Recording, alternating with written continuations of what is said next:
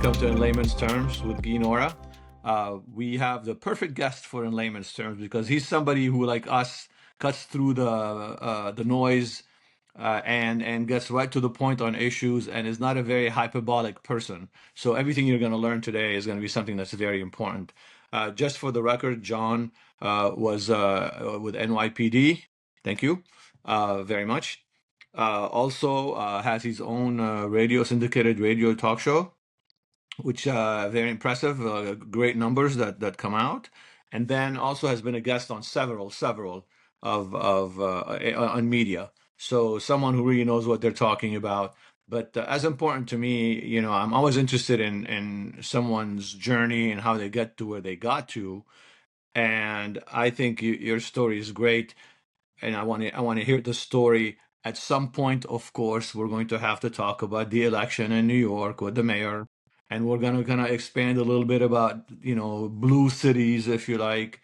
And I think that's going to be very easy for both of us to do. But before that, John, I would just love to hear about you and how why you became a policeman, and of course after that, what made you decide to get involved on the media world, and here you are, big name, big star. So, and you're even talking to me. No, thanks very much, Guy. Thanks for the invite. I was looking forward to it. So it was a pretty conventional start. As a kid, I was always fascinated by law enforcement, thought it was very cool, watched all the TV shows. And out of college, I joined the NYPD. I'd actually taken the test in college. And when I graduated, about a year and a half later, I went through my background investigation pretty quickly thereafter. About a year and a half later, went into the academy.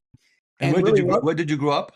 I grew up in New York City. I grew up in Queens. Oh, so you're right there. Okay. Yeah. Well, it's right there. Okay. And Okay.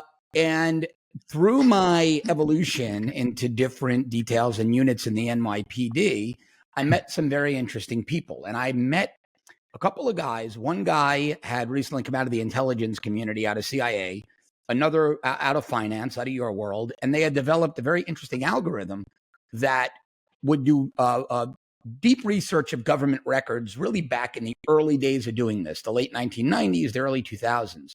And they had asked me to lend a little subject matter expertise on investigations to what they were doing. It wound up becoming an offer of a full-time position with the company, a C-level position, which was significantly more money than I was making with the NYPD. And the opportunity was just right, and the time was right. And I also had, because I was leaving the NYPD in good standing, I had a full year to go back if things didn't work out. I had that safety net. So I stepped into making, 2 to 3 times my salary with this new role, with that safety net of being able to go back in a year. And I just found the work really fascinating. And what we had started initially, we were looking for terror fundraisers and terror recruiters in large online communities, because 9/11 had happened only about 8 months prior.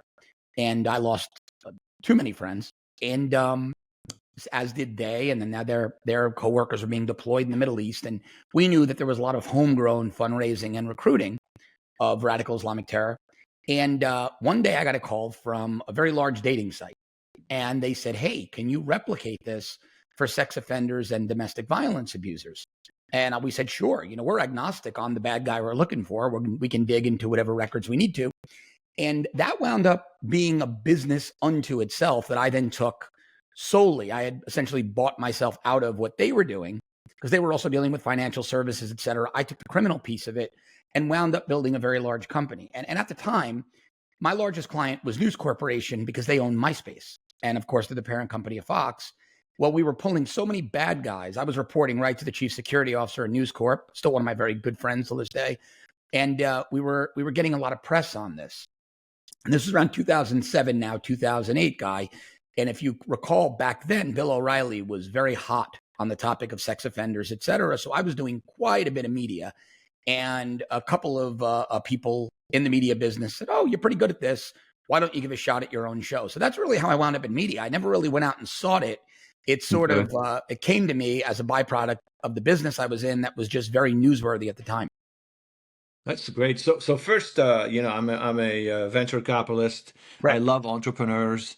I love people who take what is otherwise a safe position and they go risk to do something else, which is exactly what you did. And luckily, also, it turned out to be very, very successful and lucrative. So I really appreciate that, just as someone who spends my whole life trying Sure. to make sure people do this.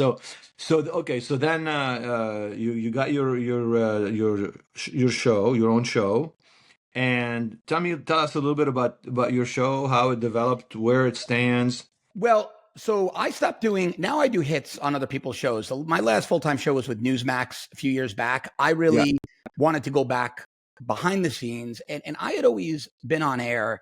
And well, let me rephrase that. I had always scripted my content through the lens of my experience. So people saw the forward facing. I had the 2 radio shows, I had the Newsmax TV show. But what I was doing behind the scenes, which I really loved, it was my first love, was the government affairs piece. I worked on legislation to increase penalties on sex offenders and child sexual predators, et cetera. In about 15 states, I helped draft some federal legislation. And as much as I loved being on air, I loved that more. And I wanted to go back to that. And I had enough of a brand. And I know so many of the major media people, they're my good friends, that I can call any one of them and say, hey, look, we're doing something really great over here. Let's do a segment. And they'll do it. So I really was fortunate where I could then have the best of both worlds. And today I focus more on the government affairs side of this, not just on criminal justice issues, but on issues of making sure conservative policies remain in place, et cetera. I moved to Florida in 2004. Okay. So I'm very friendly with the DeSantis administration, many of the Yeah. legislators here. And now one of my main passions and missions is keeping Florida as red as it is. I think we're doing a real, we've Well, got a we're going to get to 1.4. there very quickly, but if all Yeah, the New Yorkers escape and come your way, you got to teach them not to vote the old way. But, but that's the biggest fear, right? You know, we're, yeah, that's the biggest fear.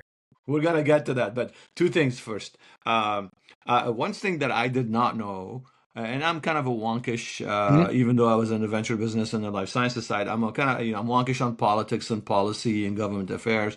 And I was very impressed. Someone told me that the NYPD intelligence unit is as good as anything you can imagine. And I had never heard that in my life. I always thought, NYPD, okay, a bunch of cops on the street, right? You see them on the news all the time, and good New Yorkers, and of course the heroic Yeah, yeah, 9/11. So that was the first thing that struck me. That was amazing. The second thing is you must be as heartbroken as I am about this, and probably more because you're more involved in this. Is the last 4 years of letting all these people in and all the child trafficking that has yeah, taken yeah, place, which I just breaks my heart. The things that I hear about, how can anyone with any conscience allow? I hear numbers like 300,000 children being trafficked into the United States with our open borders. yeah. So, It's terrible. so any comment on that? Yeah, I quite a bit actually. So I'll touch on your first point. The NYPD actually has such. So the NYPD is so big that people something that might surprise them. It would be the 38th largest army in the world.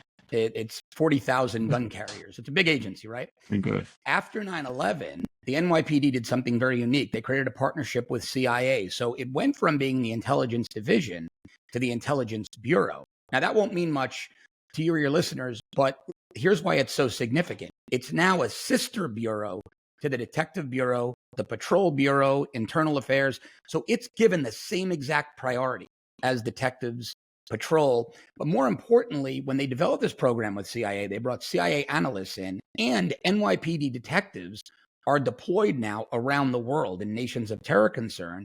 So they can work alongside federal agents, intelligence case officers, special operations people, and feed that real time intelligence that might affect New York City or sister cities right back in real time to One Police Plaza, NYPD headquarters. So you have now actionable intelligence in real time coming from NYPD detectives around the world to the agency.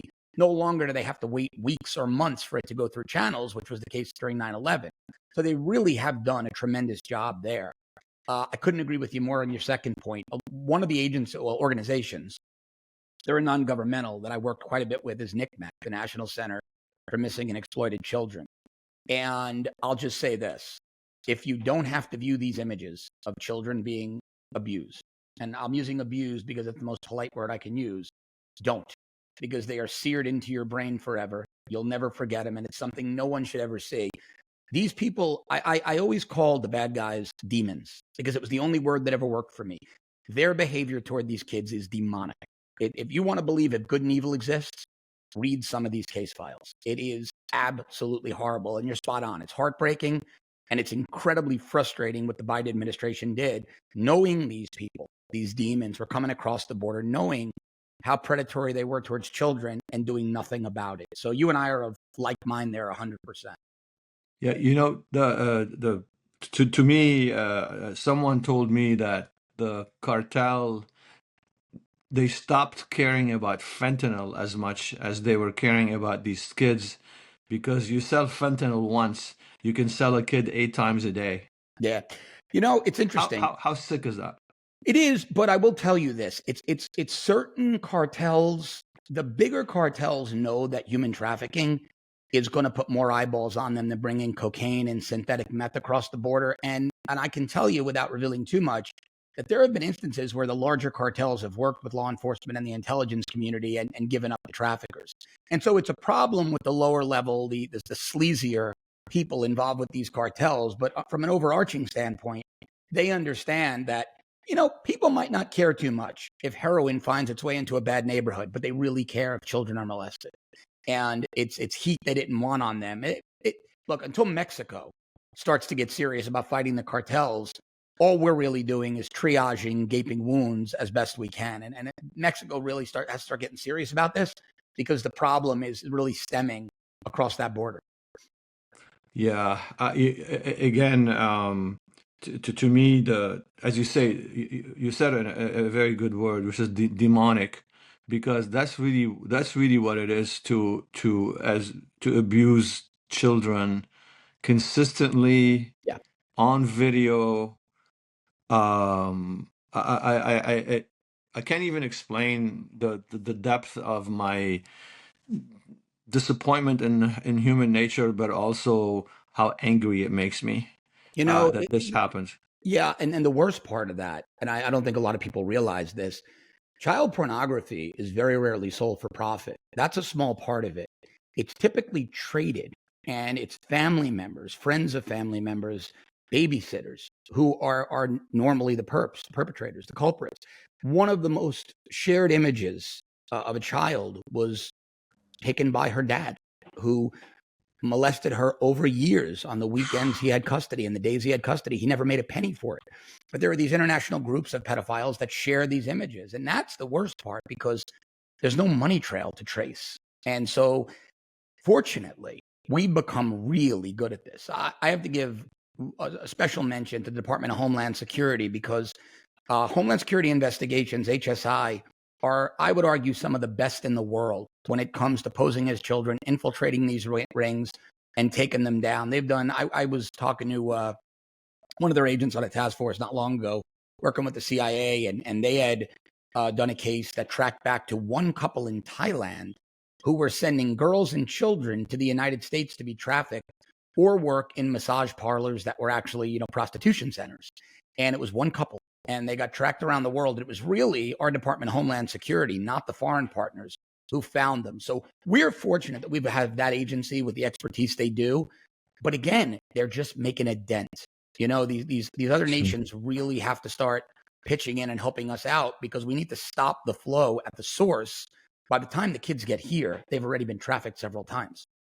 Yeah, and John, what would you recommend as a solution if we had the resources? And I know that the FBI now, under Cash and Dan Bongino, they're doing a lot of work in that area. Unlike the old FBI, who just closed their eyes to this, I don't understand it.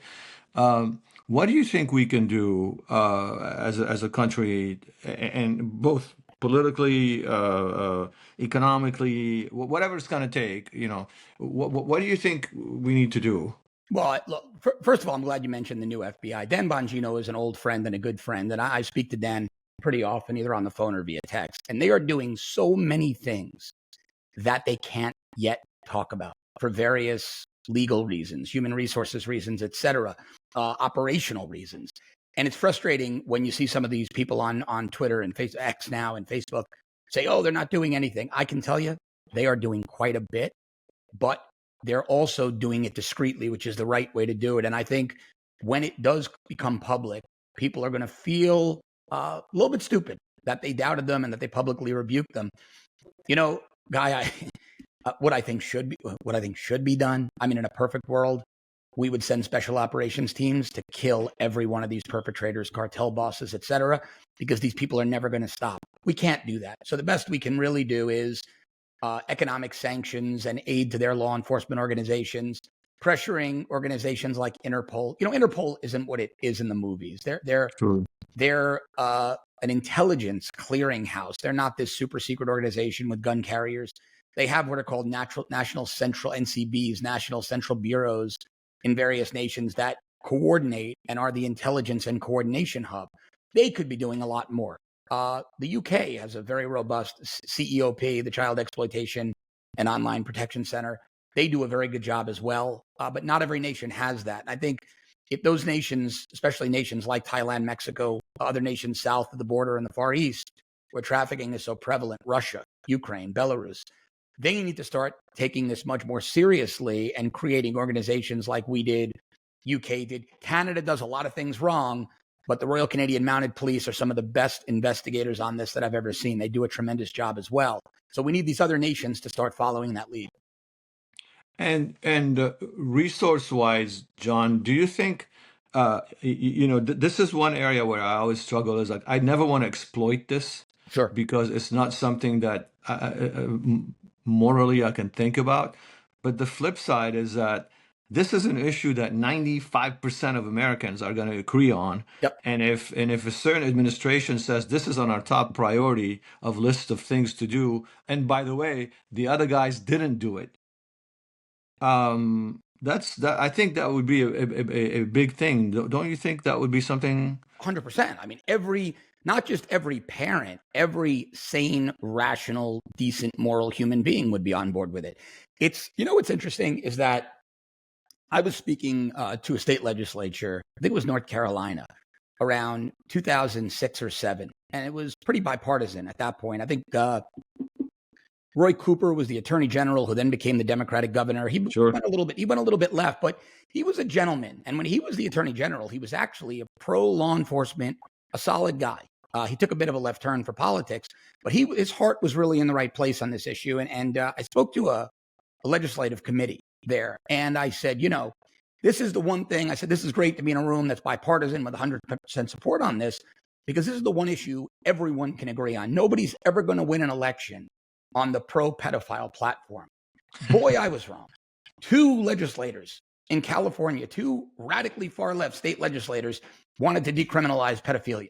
And so the world has gone a little crazy, and I think we need people to wake up to just how heinous these acts are. These people should not be holding public office. So I agree with you. I think we need to see on the federal level more light shown on this and more light of shame shown on the politicians who want to call it a medical issue or think it should be legalized, or a 7-year-old can in fact have sexual feelings and desires and can consent. Those are sick people who believe that way, people who should be behind bars. I think we're still on both sides of the aisle too permissive of some of these people, and we need to be much more harsh. Yeah, and I think that's an area of leadership. Hopefully, some of the leaders, Yeah. the conservative leaders, will take that on and make it a huge deal. So anyway, I think we went on a little bit of a tangent, but that's very important. I don't mind. So let's talk about the crazy left wing cities and everything that happens there, and of course culminating with the election of Zohran Mamdani over in at least as the Democratic nominee. So I'll give you the floor here, wide open. Yeah, so I'd sent you, I don't know if you saw it, but shortly before we started to do the show, I had sent you and your producer a little chart from the New York City Board of Elections. And Nice. so to understand New York City and why it is where it is, you have to go back to the mid-2000s when George Pataki, the last Republican governor, termed out. When Pataki termed out, Guy, the Republican infrastructure in New York State pretty much went with him. All the guys responsible for having built a Republican infrastructure that enabled George Pataki and Rudy Giuliani to win, now they were all a bit older, late 60s, early 70s. They had already been very successful. They were wealthy guys. And, they were right. They wanted to go enjoy their retirement. Nobody filled the vacuum. So the Democrats moved in and pounced. New York State and New York City since then has had no GOP infrastructure, no GOP machine. The Dems have a tremendous machine. So unfortunately, with Mamdani winning the Democratic primary, barring a miracle, he's going to be the next mayor. And the reason is very simple. If you look at that chart I sent you, voter turnout in the New York City general election is abysmal. That's not my word. That was actually the first paragraph of the article from which I extracted that chart. New York City general election voter turnout for mayoral elections is abysmal. The problem is it's the lowest common denominator of voter. So now we're seeing a trend. In 2021, there was only 23.39% voter turnout. Eric Adams beat Curtis Sliwa, the Republican, by 40 points. Why? Well, because he had the Democratic machine, and it's the only political machine in New York City. Now, in New York City, you have one of the most radically far-left unions in the world. It's one of the few places where there's a nexus of the AFL-CIO and SEIU, and that's the United Federation of Teachers for the New York City public school system, 250,000 strong. About 100,000 of those, conservatively, will deploy as ground troops for Democratic candidates, knocking on doors, ballot harvesting, getting vans and driving them to polls, driving them in buses. So, of course, those efforts target the bluest of blue areas, the areas, minority areas, the people that they know are going to walk into that polling location and vote hard left Democrat. The Republicans simply, this is a manpower issue. I mean, you've been in venture capital a long time. You've seen every problem in a company, right? Human capital is typically a big one. And this is a human capital issue. This is a manpower issue. The Democrats have outmanned us and outgunned us in New York City, in New York City and New York State by magnitudes. And I think we've let it go for so long. I don't know how we get it back unless New Yorkers suffer. And I don't mean to be cruel when I say this. They suffered under David Dinkins, and that's what brought Rudy Giuliani into office. Because people forget, David Dinkins beat Rudy Giuliani in 1989. And then there were 2,000 murders in New York City. And by the next election in 93, people were suffering and they elected Rudy. So I don't know what it's going to take for people to wake up again. My other fear is that there was an exodus to the suburbs in the late 90s. My own family left the city and went out to Long Island in 1997. And my brother, my mom, my dad stayed. He's still in the city. I don't know why, but he likes it. But for the most part, those Rudy Giuliani voters, many of them, both actually and ideologically, they've migrated. They've gone out to the suburbs. So I don't even know if there are enough concerned, motivated voters in New York City to right the ship with the suffering Mamdani will bring. Because barring a miracle, I think this guy's going to be the next mayor. So if I push back a little bit on Please. that. So we've got Adams that's running again as an independent. We don't know exactly what Cuomo is going to do, and then Curtis is doing his thing. Is there a possibility of a coalition that would be anti-Mamdani of everybody else, and people put their egos aside?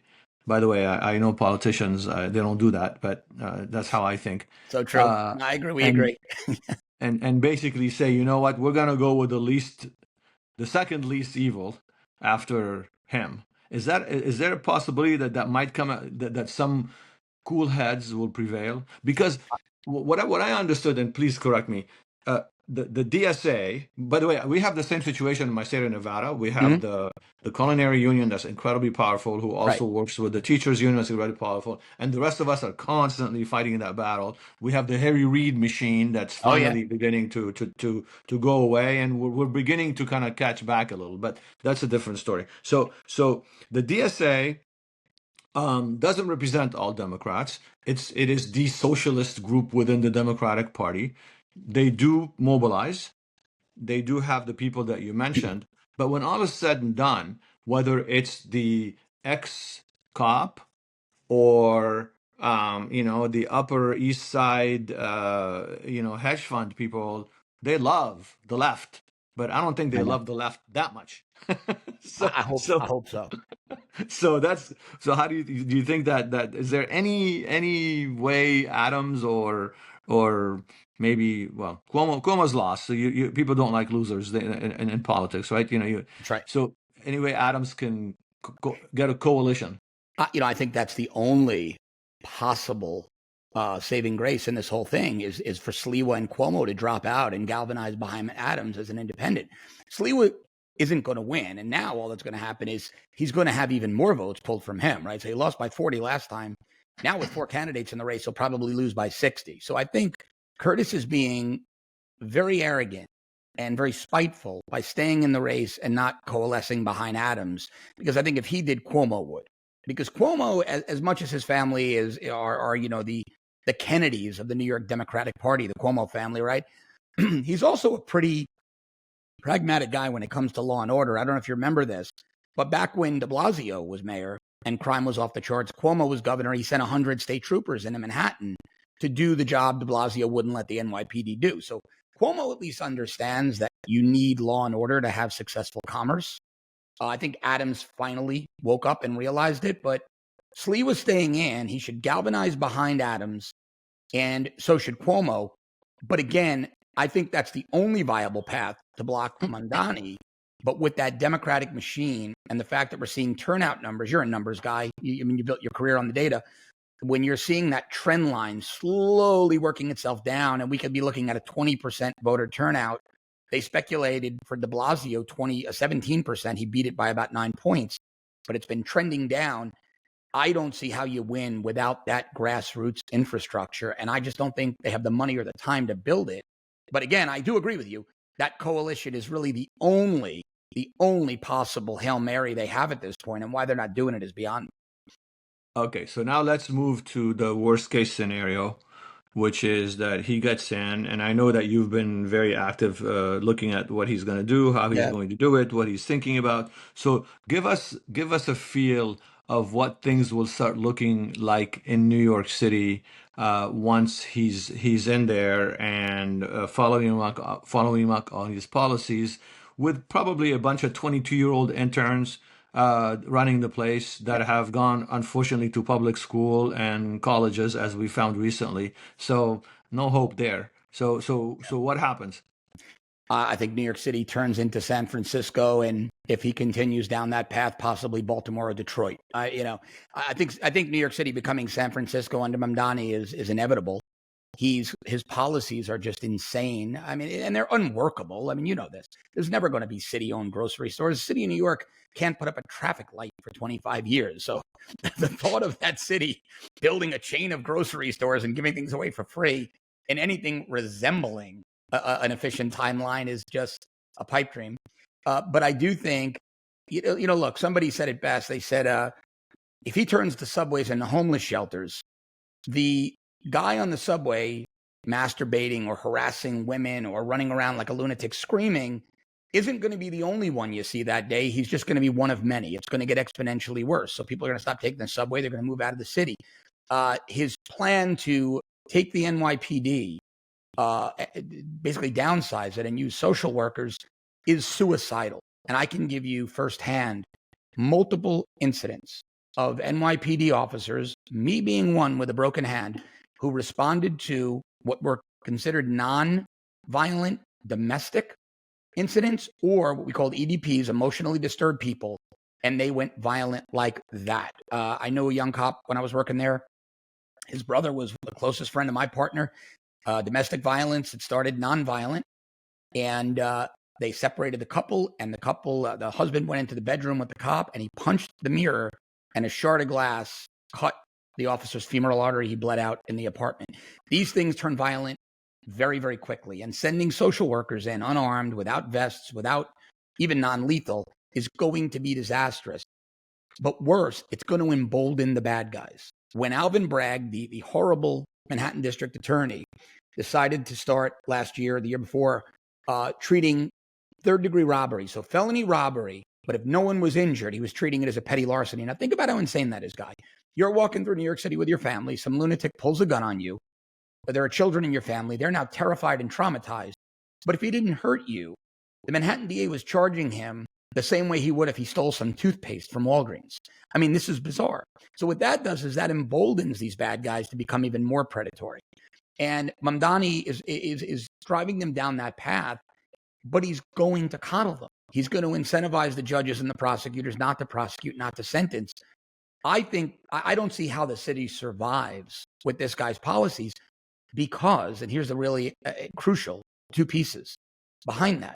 The city council, but for maybe 2 or 3 members, is as radically far left as him. Some maybe more.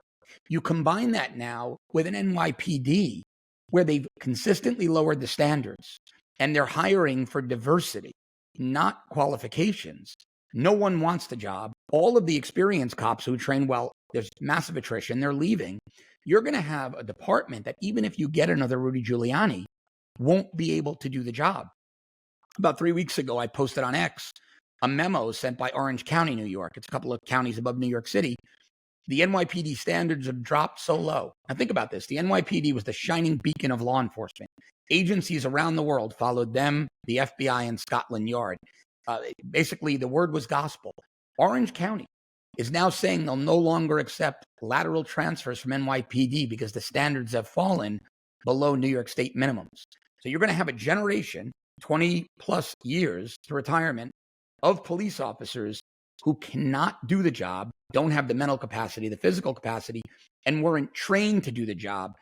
I don't see how this city recovers. I'm sorry to be so pessimistic, but when you dig in and you analyze all of these contributing factors, they're in for a real crisis. So you gave us a great picture on crime. What about the economy? Like how is he going to handle that? Because we want to go ahead and tax white neighborhoods, which It's insane. even I don't know New York, but I've been around and I don't see white neighborhoods. I see neighborhoods of people of all the world. But yeah. Yeah, and it really is true. I mean, when you go to boroughs like Queens, where I grew up, is unrecognizable. I was at my brother's house on Long Island a few years ago, and I decided to take a drive, not on the highway. I had to meet some people in Manhattan, and I decided to drive down a main road, Northern Boulevard, and said, "Oh, I'll go by all the places I hung out in high school. I haven't been here." I thought I was in Sana'a, Yemen. There were women in burqas. There were signs in Arabic. I mean, it wasn't America anymore. And so you're right. The other thing is, I don't see how that policy will ever survive a constitutional challenge in federal court. I mean, I just think that that's a pipe dream and he's out of his mind. So you combine that, the tax base that he's going to rely on, that I think the federal courts and the Supreme Court ultimately will strike down. I think when crime there used to be a trend in New York City, even with the Democrats, where crime in the bad neighborhoods was okay, but as it started creeping into Midtown, to Wall Street, to Tribeca, to the tourist areas, that's when they said, all right, we can't pander to our base anymore because we're hurting our tax base. So screw our political base.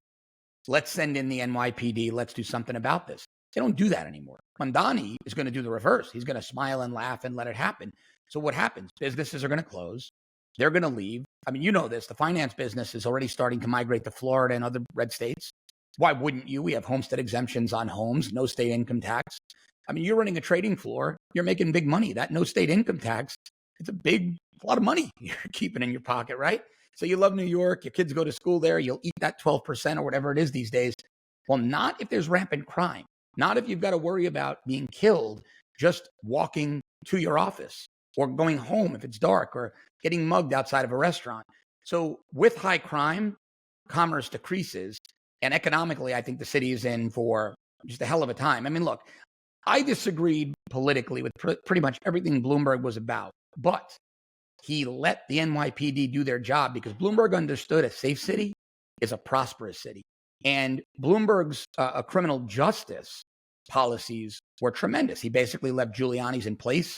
He brought in Ray Kelly, who's a very talented executive to run the NYPD, a career cop, and things stayed status quo. It was only during de Blasio when he handcuffed Ray Kelly and then Adams again with his commissioners that things really started to fall apart. I think the Commissioner Mamdani picks is going to be a lot like that guy, the Chesa Bowden, the guy who was that radical who was a DA in San Francisco who was Our recalled. neighbor. Yeah, Oh, yeah, yeah. Is he? Yeah. yeah. He was recalled, right? His parents were in prison for killing a cop. I think Mamdani will pick a police commissioner like that. It's going to be tragic. It really is. Let's So, hope so something if breaks.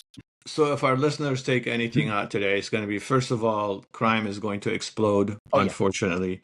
Second of all, economically speaking, there's so much you can squeeze the people that let you squeeze them as long as they can stay in the city. But now there's going to come a point where that inflection point is met where I can't get squeezed anymore, not to mention my kids can get killed on the way to school. So Correct. that right. So that's going to be the next thing. And what else about these policies? I'm trying to think. I guess what his budget priorities wouldn't be mine, right? 65 million for It's crazy. transgender, or so. Um, It's like he's playing. It's like he's a Saturday Night Live skit of the most left wing, unrealistic guy you could ever find. Right? He's yeah. almost like he's a parody of himself with how unrealistically left wing his policies and priorities are. I don't know who votes for this. It is such a foreign ideology to me. I can't relate to these people. I don't know. I don't know how we can ever find common ground with these people. Well, that it's interesting. It's one of the things I'm working on, which is you probably know my background a little bit. I was in Yeah, Lebanon. We had a civil war. I fought in the civil war. Every time I get feelings of civil war in America, which is my new loved adopted country, I get very nervous. And what sure, you just said, which is that we have nothing in common with these people, is usually the beginning of that process, sure, because you have nothing in common. And if you have nothing in common with someone, the next step of demonizing and starting to have clashes is, as you know, in the police is very close. sure. So I'm doing my best to fight that tendency. The I forget. I think it was Ronald Reagan who said that. And if not, I apologize, because I think he's a great man. Something about freedom is one generation away Freedom is one from generation from extinction. Yeah, from being taken. And I, unfortunately, the kids you're referring to have gone from grade zero, to college, yeah, Columbia being the great example, sure. being taught that socialism is okay, and it's fair, and it works for everybody, and everybody gets a trophy. So that generation in New York City is pretty much lost. Oh, yeah, I think they're lost. I And think the only here. I'll be optimistic for a moment, right? And what happened to Lebanon is so tragic. I have. I don't know. You probably know this. It's a very large. I live in Fort Lauderdale, but I lived in Miami for about 12 years. Very large Lebanese population in Miami, Mhm. and a lot of my friends, good friends and neighbors, were, and they would show me pictures of what Lebanon and Beirut was like, and it was absolutely stunning. This beautiful country. So it's so tragic, what happened there. But I do think Americans are way too comfortable to get into a shooting war with each other. What will probably happen here is there'll be a natural red-blue migration. People will just start moving around people that they're more ideologically aligned with, because we don't really want anything the left has, and the left really doesn't want anything we have. We don't really care. If the left, I'm talking about us down here in red Florida. If the Sure, left sure. wants to take Chicago and turn it so deep blue that it looks, like indigo ink, let them. Let them. I don't care, Yeah. as long as they stay out of here. So it's, I'm not a guy who's saying, hey, one day we should take up arms. I don't think we get to that, but I do think we get to a point where these cities collapse and then the welfare state becomes worse. What are these people going to do? I mean, guys like Ron DeSantis and Bill Lee in Texas are really smart when they talk about incentivizing and promoting trade schools above these worthless liberal arts degrees, right? I mean, Sure. I needed a welder for something. It took me 3 months, Guy, to find a welder who could get me in to do what I needed done on a trailer I had. It took me a week and a half to get the AC repair guy in. The trades are where the money is, not these worthless. And I think if we focused more on that in high schools, we'd start shifting people back. Look, I don't need everybody to be right wing. It's okay to have ideological Sure. differences, but at least Sure. be a centrist. Don't be a radical. And Yeah. so to your point, though, it starts at the educational level. That's why I like these Republican governors talking about the trades over the worthless gender studies in the Congo. Yeah. It's pointless. These families are spending $400,000-$500,000 on degrees that are worthless, absolutely worthless. There's zero ROI. Yeah, the nice thing is, when I was running for governor here, the trades were a big issue, and I think it's actually something that's really that people listen to and people want to do. So that's very, very important for us. The where I again I and you and I should work on this together because we kind I'd of love have to chat the after this. same Yeah. problem. Yeah. What we've seen, the migration from California to name the state, whether it's Tennessee, Nevada, Well, Idaho, Colorado, they destroyed. right, Colorado. Yeah. So we almost have to do a indoctrination, like Reverse indoctrination. a cleansing Yeah. when they leave California, Yeah. because a lot of them will leave California and vote the same exact way in 100. Nevada. Yep. And I just so it's something that's very, very important for us to make sure that they understand that you left for a reason. And if you bring the same exact policies to your new place, guess what? You're going to have the same outcomes. So please listen. I mean, we have to have a way of communicating that message, Yeah. Yeah. because otherwise, just like we say, Chicago becomes third world, and next Right. thing you know, Chicago's moving to Tennessee, Well, and look at Baltimore and Detroit. They were vibrant cities. I actually had the conversation. What you just said, I could not agree with more. And I actually had that exact conversation about Nevada with Adam Laxalt. We were driving from Palm of Beach course, back. Adam's a good friend Adam, of mine. We were driving from Palm Beach to Fort Lauderdale a couple of years ago. There was an event for DeSantis up in Palm Beach, and I live close to the airport here, so he jumped in my sure, car, and we had that conversation for an hour about how do you stop these people from voting for what they are fleeing. And it is probably the most important question in politics right now. yeah, and so I spend a lot of time on this as well. So I'm Yeah, thinking schools. Let's bring civics back to schools. absolutely right. And by the way, for the first time in my life, when it comes to education, I actually am happy that half of the kids don't listen to anything the teacher says. Because when Great it was point, our actually. Yeah. turn, when it was our turn with math and science and Yeah. so on, Yeah. that wasn't a good thing. But now it's great. Kids don't go in the back and do whatever you do with your phone. So there's hope, and I think civics is one way to start it. Some kind of a public service. I would love nothing more. I had great ideas. One of them was, if I'm governor, we'll pay for your whole education if you give us 2 years of public service. Sure. Anywhere, Yeah. pick it. You want to work with the homeless, you want to work with the special needs people, you want to be in the National Guard, whatever it is, we'll pay for your education. Mm-hmm. Why? Because you're mixing with other people, you're learning the value of service, you're appreciating what America's all about, what the Yep. American dream is, instead of everybody gets a trophy, you're the worst soccer player on your team, and you still got a trophy. Yep. That's not how we're going to solve this. No, a very close friend of mine down here is a criminology professor at one of the state universities, and he's also a reserve police officer. And he works with the International Association of Reserve Police Officers and whatnot. And we talk about this quite a bit. We don't incentivize, especially younger men, we don't incentivize them to go into auxiliary or reserve policing, volunteer firefighting, volunteer paramedic. Those are all really useful skills that translate down. Look, I was able to build a pretty good career based on my experience and just the discipline I learned in law enforcement. The little things, understanding respect for authority, even if the guy above you is a complete moron. You really, just learn to shut up and say yes, sir, and then figure out your next move, right? But we're not teaching kids. We're giving kids this culture of entitlement that's hurting them every step of the way. So I could not agree more with you about some kind of public service. Yeah. So we haven't. I mean, look, I came here. I lived the American dream. I'm not going to let that not be available for everybody else in this Amen. country. And I'm Yeah. going to fight whatever it takes. And I'm going to work with you and everyone like us to make sure that this never happens. Because I can tell you, I've lived all over the world, I've been everywhere. There is nothing like this country. There is nothing Yeah. like what this country offers all of us.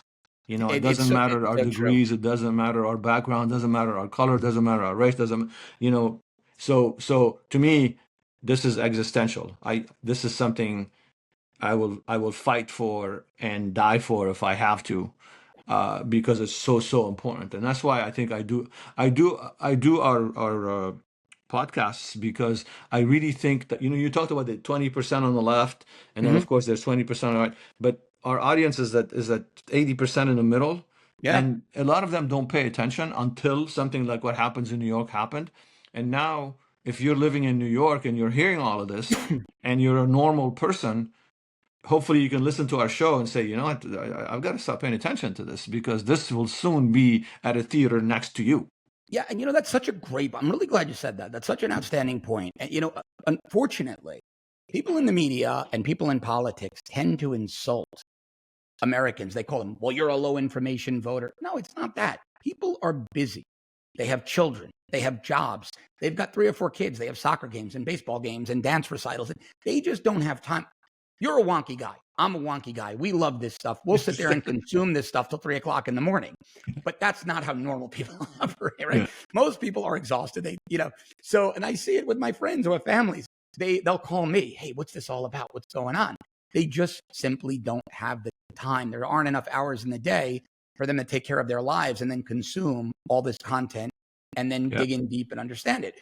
So I think we in the media, those of us who work in and around the political and media sphere, have to do a much better job communicating to them in an unbiased way and really just giving them facts. And it sounds cliche, but it's so true. And the only other point I'll add, switching gears a bit, is something you brought up earlier in the show that I think dovetails with what we were just talking about with regards to public service. Kids are comfortable. They're really comfortable. And somebody had said something to me once, you talked about being a venture capitalist and people taking risks. Somebody said to me once, you can't steal second with your foot on first. And it was probably one of the best pieces of advice I'd ever Yeah. heard. We Yeah. don't teach kids that anymore. Now we teach them you're going to have 47 safety nets, 4 mattresses, and a trampoline. And if, God forbid, you do get hurt, mom and dad are going to sue on your behalf and destroy everybody's life, right? And there's Exactly. no personal accountability. There's no Exactly. incentive. In World War II, we had 22-year-old guys flying bombers as majors, flying 50 combat missions with the plane coming back all shot up. Now, we still have those people in our military today, but that mentality was the pervasive mentality then. Now it's really a Opposite. small minority mentality. And we've got to get it back to being the predominant mentality. Abs- Perfect words. Perfect words. And I hope everybody listens to us. Your point about people are busy taking their kids to class and having a little bit of a break on the weekend and watching. Sure. That's why I call it in layman's terms. You pretty much gave my commercial, which is, my team is always trying to Well, teach me good. how to say it, but it always works out. But because it's what you said, people are busy. They don't have time. Yeah. They're not paying attention because they're busy. They have a life to live. That was me 20 years ago. I Sure. had the family to raise, and but we're beginning to pay attention. And as you said, my job is not to indoctrinate you. My job is to give you the facts and the data, and hopefully on your own, you decide, I think, John was right. This thing in New York is something I should be starting paying attention to, because it's not realistic. And not only, again, they're going to learn, for instance, that, as you say, there's a mobilization that occurs on the extreme left in a city like New York, Yeah. which Yeah. which is you can't beat. So now I'm a New Yorker, and I'm looking at this, and I'm a fireman, and my wife is a nurse. That's right. Uh, do we move or do we stand up? Yeah. And where do And you go? Where do you go? You've got and 15 years in the New York City Fire Department. the, Now you're going to move. You're not making a ton of money. So now you're going to yeah, move 2 counties away. You're going to have an hour and a half commute every day just to get out of it. It's a really tragic situation for the working class in New York. and the people that we care about. These are all the people. Right. These are they're the Yeah. heart and soul of this country. That's right. That's right. That's to 100%. me what always is the worst thing. When I came to the U.S., these are the people who took me. I was 15 That's years right. old. I had an accent. I was a weird, foreign kid. And these are the people that took me. They took me to my first Thanksgiving dinner. Yeah. They explained to me what 4th of July was all about. And these are the people I will fight for forever. And that's why in my own way is educating, them and the people around them. Anyway, it's not about me. So final words of wisdom so that we can be aware, but hopefully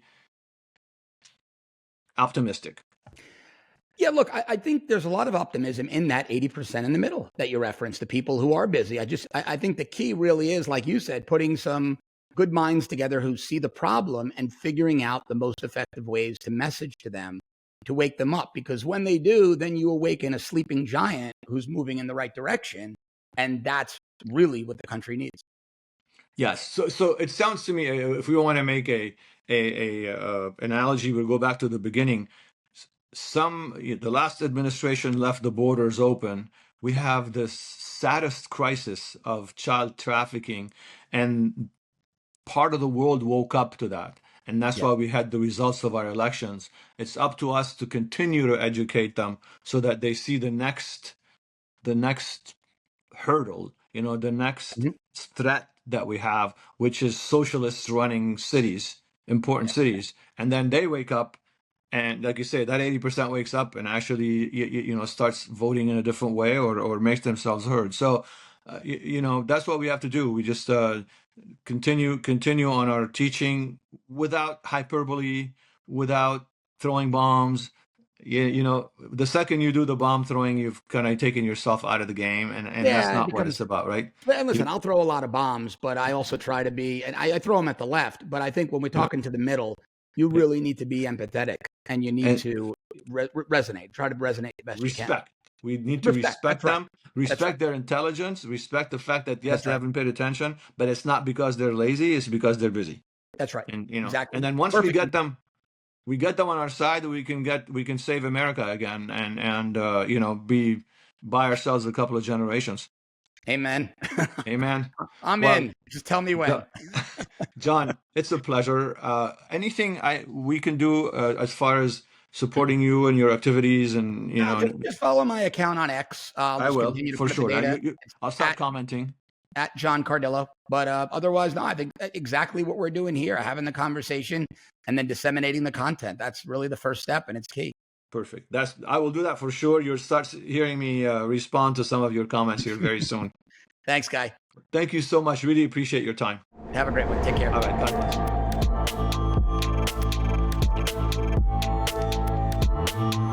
bless.